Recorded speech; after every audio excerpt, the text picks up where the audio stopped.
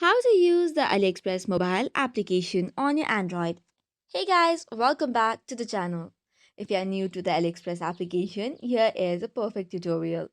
If you are an Android user, first of all, open Play Store, tap on the search bar and type in AliExpress. Make sure you have installed the application. If already installed, also make sure that it is updated. Now tap on the open button from here. It will take you to AliExpress account. First of all, you will have to sign in using the sign in button. As I have already signed in, as you can see, there is no option to sign in and register right now. But if you are new, you will see a sign in and register button. Tap on it and then continue using Google account or your Apple ID or your Facebook.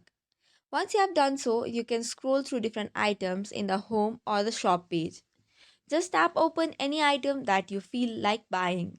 Once you do so, select the colors and then the size. After that, you can tap on the continue button. Once you tap on continue, tap on add to cart.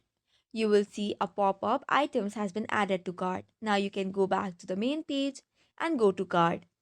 Now select the items that you want to check out and tap on checkout option. You'll have to now provide the address, which is the shipping address.